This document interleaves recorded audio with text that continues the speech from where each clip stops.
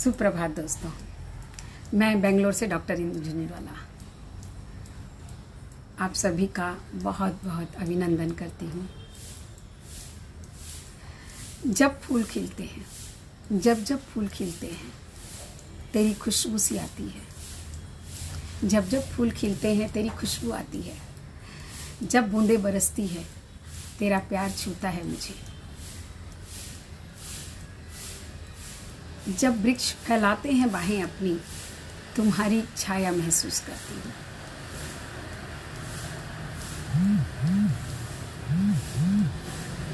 ये पंक्तियाँ जैसे हमें उस ओर खींच के ले जाती हैं जो अलौकिक है, जिसे हम अपनी इन इंद्रियों से देख नहीं सकते। उस ईश्वर के प्रेम की बात करते हैं हम जब हम ऐसी बातें कहते हैं। तो छायावाद का जो सफ़र हम कर रहे थे और जिसमें हमने प्रसाद को जाना, निराला पंत और महादेवी जिसके स्तंभ हैं, मुख्य स्तंभ के रूप में माने गए हैं, तो उनमें जो एक बहुत ही रोचक सा जो विषय था ना, वो है रहस्यवाद। हमने उसमें मानवतावाद को देखा, समाजवाद को देखा, प्रकृति को देखा, प्रकृति के मानवीकरण को समझा। तो उसका जो एक बहुत जो मुख्य भागों में से एक भाग मैं कह सकती हूँ वो है रहस्यवाद। और छायावाद को समझना हो तो रहस्यवाद को भी समझना जरूरी बन जाता है। और प्रसाद के सॉरी मैं स्पीकर ऑन करना भूल गई।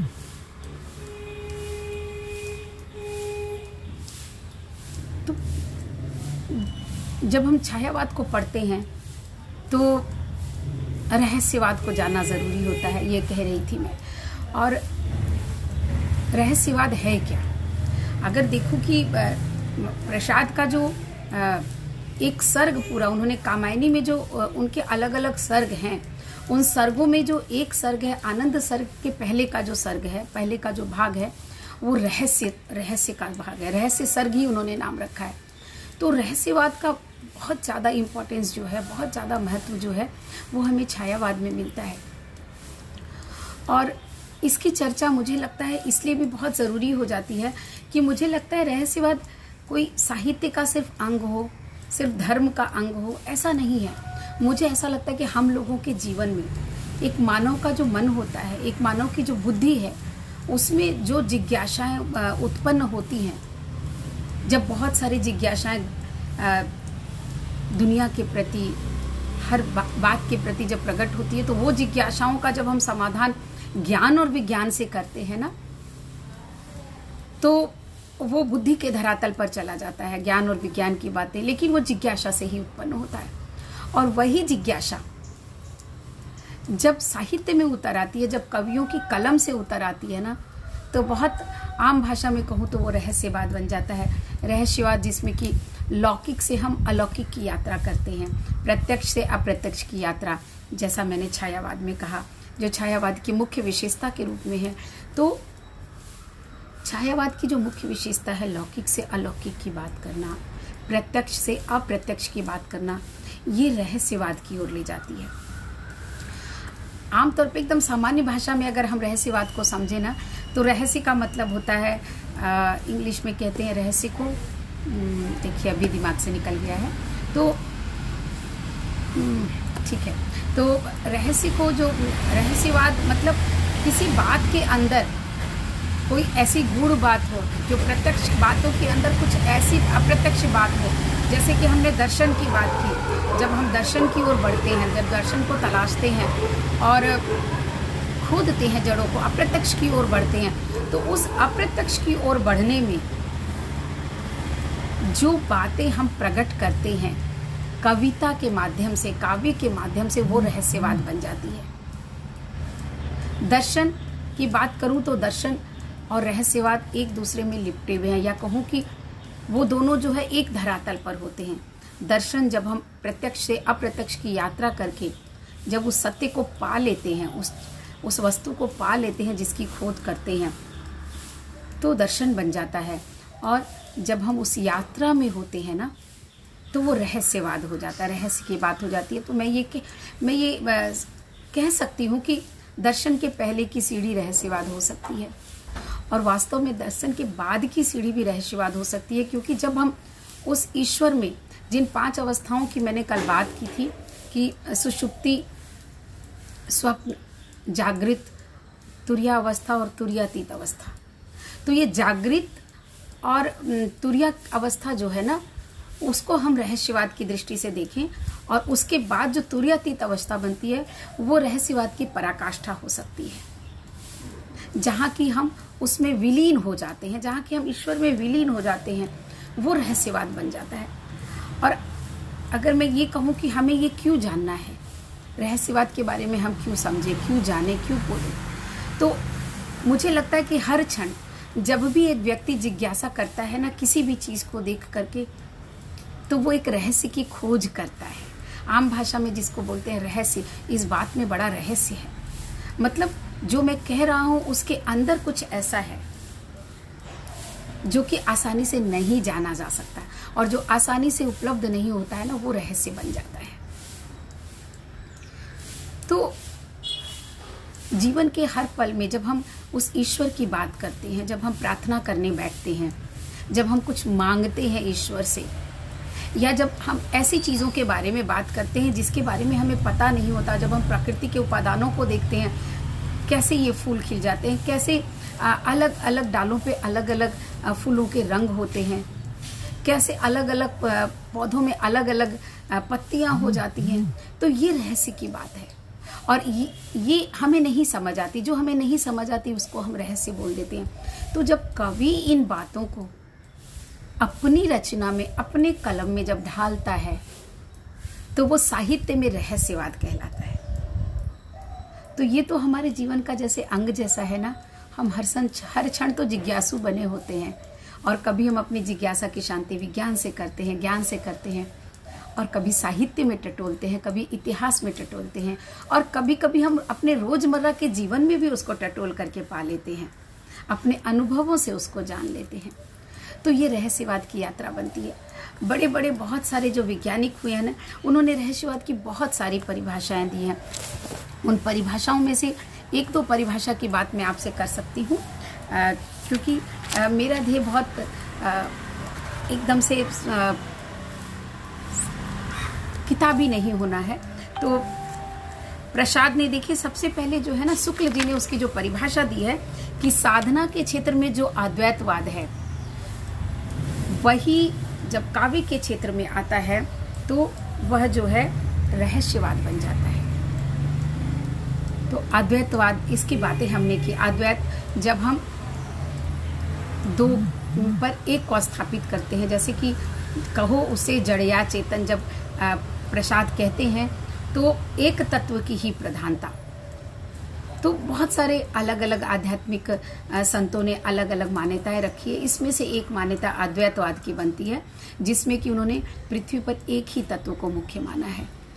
तो इस बात से एक बात निकल कर आती है कि जब हम उस ईश्वर को, उस अव्यक्त रूप को, जब हम पूरी पृथ्वी पर बस एक उसी को मान लेते हैं कि एक वही है जो कण कण में समाया है, वही है जो हमारे अंतर में समाया है, जब इसकी बात हम साधना के क्षेत्र में करते हैं, अध्यात्म के क्षेत्र में करते हैं, तो वो अद्वैतवाद बन जाता है। और जब इसी बात को जब प्रेम के रस में घोल करके, आकर्षण में घोल करके जब हम काव्य में उसको रख देते हैं ना, तो वो बन जाता है रहस्यवाद काव्य की भूमि पर। अब इसमें और बहुत सारी बातें हो जाती हैं, जैसे कि कुछ संतों का, कुछ हमारे विद्वानों का ये कहना है कि रहस्यवाद सिर्फ एक अभिव्यक्ति की बात नहीं है कि हम अभिव्यक्त करते हैं अपने आप को। अभिव्यक्त करने की जो एक विशेष शैली भी होती है, हम किस तरह से उसको अभिव्यक्त करते हैं, किस भाषा में, किस शब्द में, किस अर्थ में उसको लेते हैं।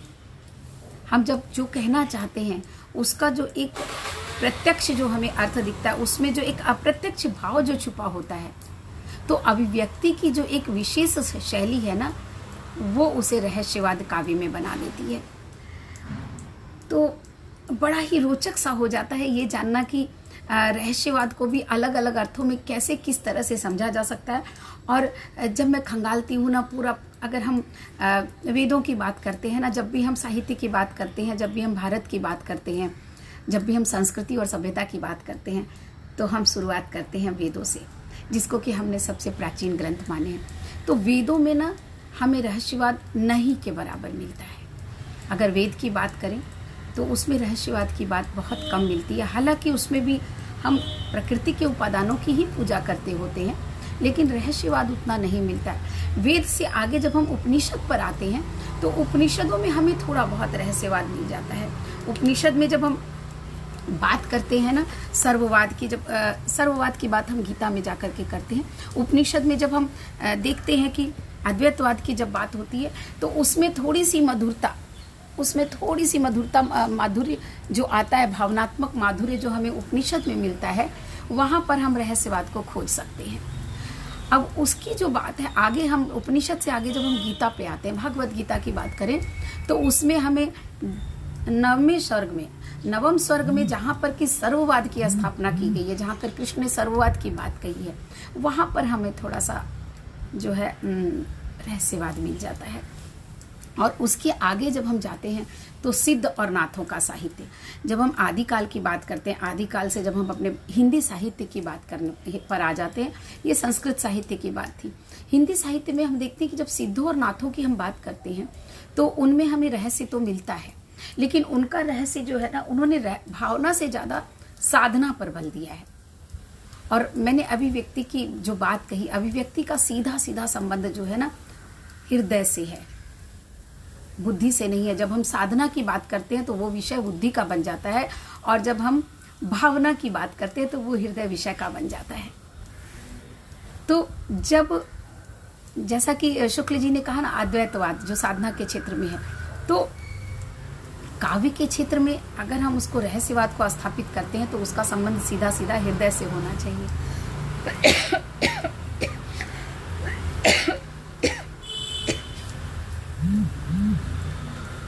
क्षमा करें। तो सिद्धों और नाथों की बात जब हम करते हैं ना तो उसमें साधना पे ज्यादा महत्व दिया गया। सिद्धों और नाथों के साहित्य को हम हिंदी साहित्य में जोड़ते हैं, लेकिन वो साधना प्रधान हो गया। तो अब सिद्धों और नाथों के बाद की यात्रा अगर हम करें तो रहस्यवाद उसके बाद जब हम भक्ति काल की बात करते हैं और कबीर की बात करते हैं, तो रहस्यवाद का जो विकसित रूप है ना, वो हमें कबीर में मिलता है। अगर काव्य की दृष्टि से इसको हम देखते हैं, और काव्य तो हमारे जीवन में एकदम से रचा बसा घुला हुआ है, तो कबीर की बात जब होती है तो देखिए कबीर ने जो है ना रहस्यवाद को किस तरह से अपनी साधना, अपने कथनों में, जीवन जगत में किस तरह से स्थापित किया है। क्योंकि जब कबीर कहते हैं कि लाली देखन मैं गई, मैं भी हो गई लाल, लाली मेरे लाल की जित देखूं तित लाल, लाली देखन मैं गई, मैं भी हो गई लाल।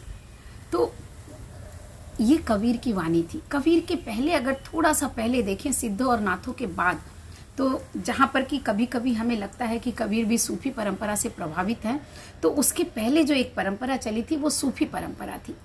और सूफी परंपरा में हमें पूर्ण रूप से, मैं कहूँ पूर्ण रूप से, रहस्यवाद का विकसित रूप इस अर्थ में मिल जाता है कि उसमें जो अलौकिक है, जो अलौकिक ईश्वर है, वहां पर उन्होंने ईश्वर को, सूफी परंपरा और हिंदू परंपरा में थोड़ा सा भेद मिलता है। वो ये है कि सूफी परंपरा में ईश्वर को स्त्री रूप दिया गया है और आत्मा पुरुष रूप में मानी गई है, जबकि ज्यादातर हमारा जितना भी साहित्य है, हमारे धर्म में जो है, ईश्वर को, परमात्मा को पुरुष रूप में माना गया है। तो सूफी साहित्य में स्त्री के प्रति एक पुरुष का जो प्यार होता है, तो आत्मा जो पुरुष रूप है और ईश्वर जो स्त्री रूप है, उसके प्रति जब प्यार की अभिव्यक्ति होगी, प्रेम की अभिव्यक्ति होगी, भक्ति की बात होगी, हालांकि वहां पर भक्ति की बात नहीं, प्रेम की बात सबसे ज्यादा है। तो जब हम भक्ति की बात करते हैं, जब हम प्रेम की बात करते हैं ईश्वर से, और उस ईश्वर से जो स्त्री के रूप में है, तो वो बन जाता है हमारा रहस्यवाद, क्योंकि उसमें भावना है, हृदय की बात है। प्रेम की बात है। तो कहीं ना कहीं अगर मैं सोचूं कि जहाँ पर प्रेम की बात हो, अलौकिक प्रेम की बात, लौकिक प्रेम से जब हम अलौकिक प्रेम की ओर बढ़ते हैं तो वो रहस्यवाद सूफी परंपरा में बहुत सुंदर रूप में देखने को मिलता है। और जो फिर कबीर की वाणी में, जैसा कि मैंने अभी बताया लाली मेरे लाल की, तो जित देखूं तित लाल, लाली देखन मैं गई मैं भी हो गई लाल। तो जब व्यक्ति उस ईश्वर से मिलने की बात सोचता है, उस ईश्वर के बारे में सोचता है, उस ईश्वर के बारे में जिज्ञासा करता है और उसके प्रति अपने प्रेम का निवेदन करता है, तो जिसके बारे में हम जानते नहीं हैं और प्रेम का निवेदन करते हैं, वो रहस्यवाद बन जाता है।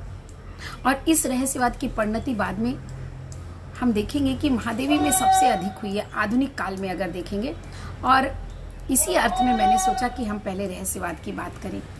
तो कबीर की वाणी में किस तरह से हम रहस्यवाद को देखते हैं, और कबीर ने कितनी सुंदर उक्तियां रहस्यवाद की कही हैं कि, और रहस्यवाद जो मैं कह सकती हूँ कि रहस्यवाद जो है जागृत अवस्था से, जो हम 5 अवस्थाओं की बात करते हैं उसमें जो 2 अवस्थाएं शुरू की है, सुषुप्ति और स्वप्न, बहुत सारे लोगों ने उसको एक अवस्था माना है, और जागृत अवस्था को दूसरी अवस्था, तीसरी अवस्था तुरिया अवस्था है, और चौथी अवस्था तुरियातीत अवस्था।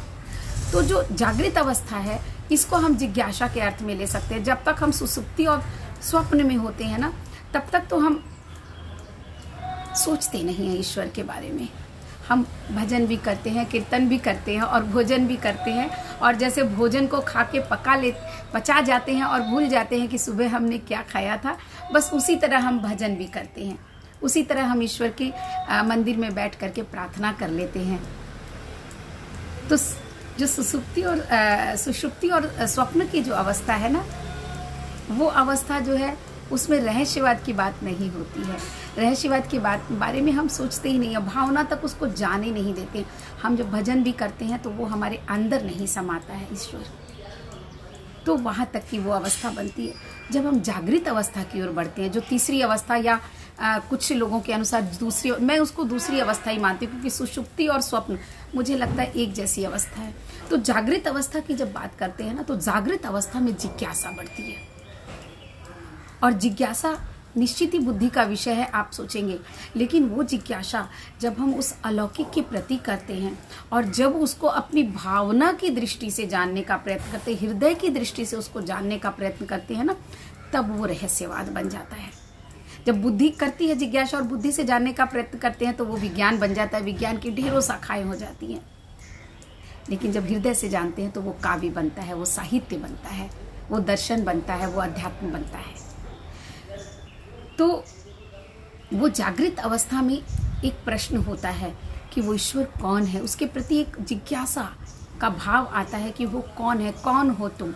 और इस कौन हो तुम को हम प्रसाद में देखेंगे, हम पंत में देखेंगे, हम महादेवी में देखेंगे, हम निराला में देखेंगे, मतलब छायावाद के कवियों में टूट टूट कर इनको हम देखने वाले हैं। लेकिन शुरुआत की बात अगर हम करें तो कबीर में, सूफी परंपरा के बाद जो सबसे पहले हमारे जो कवि आए वो कबीर थे, और कबीर में रहस्यवाद की बातें इतनी सारी हैं कि जब कबीर उस ईश्वर की बात करते हैं तो वो उस ईश्वर से इतना प्रेम करते हैं कि वो एक विरह की तरह, जो एक विरहिणी नायिका होती है ना, वो किस तरह से उस ईश्वर के प्रति जब जिसको कि वो चाहती है वो नहीं मिलता है, तो उसको उन्होंने किस तरह से व्यक्त किया है।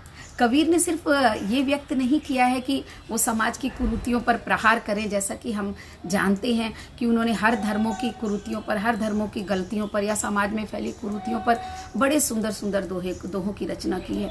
लेकिन उनमें जब दर्शन और अध्यात्म की बात आती है ना, तो रहस्यवाद जैसे उनमें लिपटा हुआ है, वो जिज्ञासा, वो भाव, और फिर वो तुरिया की अवस्था। तुरिया की अवस्था जब हम ये महसूस करने लगते हैं कि कोई एक शक्ति है इस पृथ्वी पर, इस धरातल पर कोई एक शक्ति है जो मुझसे अलग है लेकिन मुझ में है, मुझसे जुड़ी हुई भी है। जब हम आत्मा और परमात्मा के मिलन की बात सोचने लगते हैं, करने लगते हैं ना, तो वो तुरिया अवस्था बन जाती है। और जब मिलन हो जाता है तब वो तुर्यातीत अवस्था होती है, जब हम एक रह जाते हैं। जब तक दो की बात होती है ना, तब तक तुर्यातीत अवस्था की बात नहीं होती। तुर्यातीत अवस्था अर्थात दो का मिलकर एक हो जाना। तो कबीर ने देखिए जब गृह की बात की है तो कितनी सुंदर उक्तियां कही है कि बहुत दिनन की जोवती बाट तुम्हारी राम, हे ईश्वर मैं बहुत दिनों से तुम्हारी बाट जो रहा हूँ। ये तुर्या की अवस्था है कि वो ईश्वर की जो है ना बहुत दिनों से प्रतीक्षा कर रहे हैं, जागृत अवस्था को पार कर चुके हैं, वो जाग चुके हैं कि हाँ ईश्वर है, कोई है जो हमारे साथ है, हमारे पास है। और उससे आगे बढ़कर जब हम उससे मिलने की बात करते हैं, जब उसको पाने की बात करते हैं, उसमें समाने की बात करते हैं, तो वो तुर्यावस्था हो जाती है। तो बहुत दिनन की जोवती बाट तुम्हारी राम, कबीर कहते कि मैं बहुत दिनों से तुम्हारी बाट जो रही हूँ, हे राम तुम मुझे कब मिलोगे। कबीर के राम जो है ना, एक बात बड़ी स्पष्ट है कि कबीर के राम दशरथ के पुत्र राम नहीं है, सीता के जो पति हैं वो राम नहीं है, बल्कि कबीर के राम वो एक ईश्वर हैं, जिनको कि वो राम के नाम से संबोधित करते हैं। राम अर्थात ईश्वर की बात हम करते हैं। और फिर विरह में वो क्या कहते हैं, देखिए, चोट सतानी विरह की सब तन जर्जर होए। तो तुमसे जो मेरा मिलन नहीं हो पा रहा है, जो मैं तुमसे हे ईश्वर हे राम मैं मिल नहीं पा रहा हूँ, तो उस विरह में मेरा जो पूरा शरीर जो है जर्जर हो गया है। तो एक उत्कंठा देखिए उससे मिलने की, उस ईश्वर से मिलने की, उस अलौकिक से मिलने की, उसको पाने की। वो उत्कंठा जो है ना, वो रहस्यवाद की बहुत ही मधुर स्मृति है, बहुत ही मधुर उक्ति बोल सकती हूँ उसको, जो कि यहाँ पर कबीर ने की है। और उसके बाद और एक बहुत सुंदर उनकी पंक्तियां हैं कि प्रियतम को पतिया लिखूं जो कहीं होए विदेश, प्रियतम की पतिया लिखूं जो कोई होए विदेश, तन में मन में नैन में, तन में मन में नैन में ताको कहाँ संदेश। अब देखिए यहाँ पर जो है ना, ये तुर्यातीत अवस्था की ओर बढ़ रहे हैं कबीर। तुर्या अवस्था से तुर्यातीत अवस्था की ओर किस तरह बढ़ रहे हैं कि वो कहते हैं कि ऐसे प्रियतम को तो मैं पत्र लिख सकता हूँ जो कि कहीं विदेश चला गया हो, लेकिन मेरे प्रियतम कौन है, वो ईश्वर है। और वो ईश्वर कहाँ है, वो मेरे तन में, मेरे मन में और मेरी आंखों में निवास करता है। जो खुद मुझ में समाया है उसको मैं कैसे पत्र लिखूं, उसको मैं पत्र कैसे लिखूं, उसको मैं अपना संदेश किस तरह से भेजूं। इतनी खूबसूरती से कबीर यहाँ पर इस भाव को रखते हैं। और ये खूबसूरती जो है ना काव्य की, ये जो खूबसूरती, ये जो माधुर्य है ना, ये काव्य में रहस्यवाद की उत्पत्ति करता है। इसको काव्य के धरातल पर हम रहस्यवाद की बात कह सकते हैं। और जैसे कि मैंने पहले भी बताया, लाली मेरे लाल की जित देखूं तितलाल, लाली देखन मैं गई मैं भी हो गई लाल। तो यहाँ पर वो तुर्यातीत अवस्था की बात कर लेते हैं, तुर्या अवस्था से और आगे बढ़ जाते हैं, उसके बीच का रास्ता को तय कर लेते हैं और पहुँच जाते हैं उसमें जहाँ की जब मैं उस ईश्वर से मिलने गया, लाली मेरे लाल की, मैं जब उस ईश्वर से मिलने के लिए गया, जित देखूं तितलाल, तो मुझे हर तरफ वो ईश्वर ही नजर आने लगा। और लाली देखन मैं गई मैं भी हो गई लाल। तो मैं जब उससे मिलने के लिए गई तो उससे मैं किस तरह मिली कि मैं उसमें समा गई, मैं ही लाल हो गई, मतलब मैं ही वो लाल बन गई, मैं ही वो ईश्वर बन गई। ईश्वर मुझ में समाहित हो गया, मतलब मैं और ईश्वर दो नहीं रहे, मैं और तू का भेद जहाँ खत्म हो जाता है। तो यहाँ जब वो तुर्यातीत अवस्था बनती है तो वहाँ पर मैं और तुम का भेद खत्म हो जाता है। कितना मधुर है इसको समझना और इसको पढ़ना और इसको महसूस करना कि जब हम किसी से प्रेम करते हैं तो उसके प्रति जब हम इतनी समर्पित हो जाते हैं कि मैं और तू का भेद जब खत्म हो जाता है, ये समर्पण की पराकाष्ठा है। और इस पर ना मुझे एक बड़ी सुंदर एक छोटा सा प्रसंग याद आ रहा है। मैं वक्त देख रही थी, चलिए, तो आज मैंने सोचा था कि 20 मिनट में ही ख़त्म कर दूंगी, लेकिन ये इतना रोचक सा विषय है ना, इसको समझो तो ऐसे रहस्यवाद बोलो तो ऐसे लगता है पता नहीं कौन सी बात है, कोई शुष्क सी बात है, बड़ी नीरस सी बात है। तो दर्शन और रहस्यवाद एक्चुअली नीरस नहीं है, बड़ा ही रोचक सा विषय बन जाता है जब हम इसमें अपने आप को ढूंढने लगते हैं, अपने हृदय की और अपने मन की बातों को जब इसमें तलाशते हैं ना, तो हम उससे अपने आप को जोड़ पाते हैं। और जब हम जोड़ पाते हैं तो वो रोचक हो जाता है। तो वो प्रसंग था जो कि बहुत लोगों ने सुना होगा कि नानक देव जो है, कुछ लोग कबीर की बात करते हैं, कुछ नानक की बात करते हैं, तो मैं नानक देव की यहाँ पर बात करूँगी कि नानक देव जब सिख के जो गुरु हैं, बहुत बड़े गुरु हैं सिख के, तो वो जब सो रहे थे तो उनका पैर जो था ना वो मस्जिद की तरफ था। बहुत थक गए थे, लंबी यात्रा से आए थे, सो गए बिना ये देखे कि मेरा पैर किस तरफ है। उनका पैर मस्जिद की तरफ था। उधर से कोई एक जो मौला गुजरे, उन्होंने कहा, अरे नानक, तुम इतना बड़ा पाप कैसे कर सकते हो? तुम्हें दिखता नहीं है सामने मस्जिद है, तुम उसकी तरफ पैर कैसे कर सकते हो? वो तो हमारे अल्लाह का, हमारे खुदा का स्थान है। तो नानक ने कहा, भाई मैं तो बहुत थक गया हूँ, ये सब सोचने का मेरे पास वक्त नहीं है। एक काम कीजिए महाराज, आप मेरे पैरों को उधर मोड़ दीजिए, घुमा दीजिए आप, जिधर ईश्वर नहीं है। तो वो मौला ने उनके पैरों को घुमाया और दूसरी तरफ कर दिया। तो बड़ा चकित रह गया वो कि उधर भी मस्जिद था, उधर भी मंदिर दिख रहे थे जिस पैर उसको मोड़ दिया। तो उधर से एक पंडित गुजरा, उसने कहा कि अरे तुम्हें दिखाई नहीं देता, तुमने मंदिर की तरफ अपना पैर करके छोड़ दिया है, और ऐसे कोई सोते हैं क्या? बहुत पाप लगता है मंदिर की ओर पैर करने से। तो नानक ने कहा, वत्स मुझे तो पता नहीं, एक काम करो, तुम मेरा पैर दूसरी ओर मोड़ दो, मैं बहुत थक गया हूँ, मुझसे नहीं होगा अब कुछ भी। तो उस जो मंदिर का पुजारी था उसने उनके पैरों को घुमा करके तीसरी ओर पैर को मोड़ दिया। तो ये कहानी ऐसे बनती है कि मैं पूरी कहानी सुनाऊं तो सब वक्त लग जाएगा। तो ये कहानी ऐसे बनती कि चारों दिशाओं में उनके पैरों को मोड़ा गया, लेकिन जिस ओर भी मोड़ा गया उधर ही ईश्वर का मंदिर था। वो एक प्रतीक के रूप में है, और मंदिर तो हम चारों ओर बनाते भी हैं। तो वो यहाँ पर प्रतीक में नानक हमें ये बताना चाहते हैं कि वो ईश्वर जो कि हम बोलते हैं कण कण में समाया है, जो हमारे अंदर है। जब हम खुद से खुदा की यात्रा करते हैं, खुद से खुदा की बात करते हैं, जहाँ पर कि मैं कहती हूँ कि सिर्फ एक मात्रा का फर्क होता है, तो मतलब हम अपने अंदर ईश्वर को देखते हैं। और जब ईश्वर हमारे अंदर है तो ये मंदिर, मस्जिद, गुरुद्वारे या जितनी भी चीज़ें हैं या चर्च जो भी हैं, जो हमने एक अपना पवित्र स्थल बनाया है उस ईश्वर को याद करने के लिए, वो स्थल हमारे अंदर वो ईश्वर समाया है जिसके लिए हमने वो बनाए हैं। तो जो हमारे अंदर समाया है उससे हम अपने आप को कैसे मोड़ सकते हैं, बात ये है। तो बड़ा सुंदर इसमें रहस्यवाद की जब हम बात करते हैं तो बहुत सारी उक्तियाँ मुझे याद आती है, बहुत सारे प्रसंग भी याद आते हैं, लेकिन समय की अपनी सीमा होती है। तो कबीर की जब मैं बात करती हूँ तो एक अंतिम जो कबीर का जो दोहा है ना रहस्यवाद का, वो मुझे बहुत ज़्यादा पसंद और बहुत आकर्षित करता है कि हेरत हेरत हे सखी रहा कबीर ही राय, समद बूंद समाना समद में तेकत हेरी जाए। और फिर वो कहते हैं समद समाना बूंद में तेकत हेरी जाए। अब देखिए इसमें रहस्यवाद की जो है ना चरमोक्ति जिसको कह सकते हैं ना, वो इसमें रहस्यवाद की है कि बूंद समाना समद में तेकत हेरी जाए।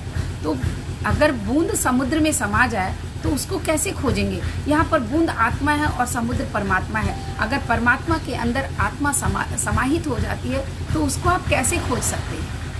आप किसी भी मंदिर, मस्जिद, गुरुद्वारे, चर्च में जाकर के ईश्वर को खोजेंगे तो वास्तव में वो तो आपके अंदर है, वो प्रतीक रूप में है। मैं इनकी आवश्यकता बहुत है, मैं नहीं कहती मंदिर, मस्जिद, गुरुद्वारे और चर्च की बहुत आवश्यकता है, क्योंकि ऐसी जगह जहाँ पर कि हम एक अच्छी ऊर्जा उत्पन्न कर सकें, सिर्फ हम उस ईश्वर की बात सोच सकें, वैसी जगह की आवश्यकता हमेशा होगी। लेकिन उस जगह को ही वो साधन है, उसको जब हम साध्य मान लेते हैं और उस साध्य को पकड़ के जब हम बैठ जाते हैं और लड़ने लगते हैं आपस में, तो वो हमारी जो है ना सबसे बड़ी मूढ़ता होती है। क्योंकि हमारा प्रयास क्या है, हम चाहते क्या है? ईश्वर को। ईश्वर मंदिर, मस्जिद और गुरुद्वारे में नहीं है। वो हमारा प्रार्थना का एक ऐसा स्थल है जो कि एक पवित्र, बहुत पवित्र स्थल है, और जहाँ पर एक बहुत सुंदर ऊर्जा प्रकाशित होती है। हम सब की ऊर्जा वहाँ पर एकत्रित होती है और वहाँ पर उस ईश्वर से जिसकी हम बात करते हैं, बहुत सुंदर बातें वहाँ पर हो सकती हैं उससे, लेकिन उसको जब हम साध्य मान लेते हैं तो जो दंगे फसाद जो होते हैं ना, सारे के सारे इसी पर तो आधारित हैं, क्योंकि हमने साधन को साध्य मान लिया है। हम पकड़कर बैठ जाते हैं ईंट पत्थरों की दीवारों को। उसके अंदर जो आत्मा बसती है ना, अगर उसकी बात अगर हम सोच लेना, तो मुझे लगता है दुनिया से सारा फसाद ही खत्म हो जाएगा। लेकिन हम आत्मा परमात्मा की बात सोचते कहाँ हैं? हम तो इस शरीर के लिए लड़ते हैं। वो ईंट पत्थरों का जो घर है वो शरीर है, और उस शरीर की उतनी ही आवश्यकता है इस प्रकाशन के लिए, इस सत्य को जानने के लिए, इस सफर को तय करने के लिए। जितनी आवश्यकता शरीर की है, जितनी आवश्यकता मंदिर मस्जिद के ईंट पत्थरों के मंदिर मस्जिद की है, उस आवश्यकता से जब आगे हम उसको मान लेते हैं, हम उसी को अपनी मंजिल मान लेते हैं, उसी को अपना लक्ष्य मान लेते हैं, तो सारी लड़ाई की जड़ यहीं पर शुरू होती है। और इसी लड़ाई की जड़ को खत्म करने के लिए कबीर बड़ा सुंदर कहते हैं कि जब वो कहते हैं कि काकर पाथर जोड़ के मस्जिद लियो बनाए, या जब वो कहते हैं कि चाकी की पूजा करना ज़्यादा अच्छा है जब हम पत्थरों की पूजा करते हैं, तो पाहन पूजे हरि मिले तो मैं पूजू पहाड़। तो एक्चुअली इसके अर्थ में अगर हम जाएंगे ना, इसके भावार्थ में हम जाएंगे ना, तो यहाँ पर रहस्यवाद है। इसमें हमें ये समझ में आएगा कि कबीर ये नहीं कहना चाह रहे कि हम पत्थर की पूजा नहीं करनी चाहिए, हमें मस्जिद नहीं बनाने चाहिए, हमें गुरुद्वारा नहीं बनाने चाहिए। उनका कहने का ये अर्थ है कि हमें वहाँ टिकना नहीं चाहिए। वो हमारे रास्ते का मील का एक पत्थर है, वो हमारी मंजिल नहीं है। हम मील के पत्थर पर अगर रुक जाते हैं तो वहाँ से जो 10 कोस की दूर पर जब हमारा घर है, हम अपने घर तक कैसे पहुँचेंगे? वो हमारा घर नहीं है। कोई भी पूजा का स्थल हमारा घर नहीं है, वो घर का एक पड़ाव है, और उस पड़ाव से हमें आगे बढ़ना है। और अगर हम उसको एक पड़ाव की तरह मानते हैं तो झमेला ही नहीं होता है।